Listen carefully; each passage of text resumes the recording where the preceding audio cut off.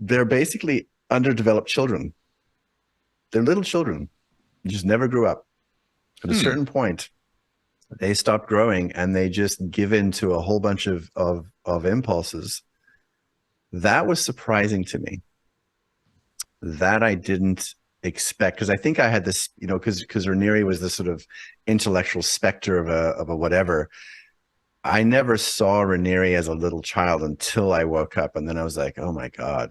Like I Yeah. remember when, in the vow you see we go off to India to go meet the Dalai Lama, right?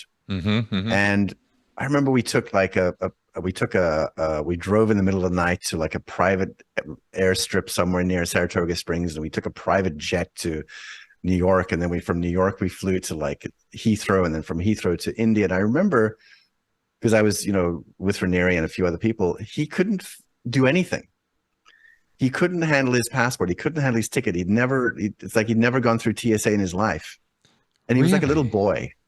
And me, with my, sweetness, was like, oh, that's so sweet. He's like a little monk that has no real life experience. He's so internal and so like loving and trying to figure out how to help people. And he doesn't have a lot of experience. And later I was like, motherfucker, he used to fly.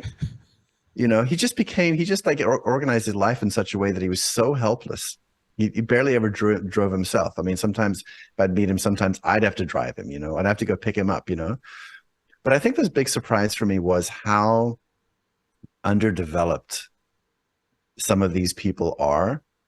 They can be intellectually very smart, strategically very, very clever.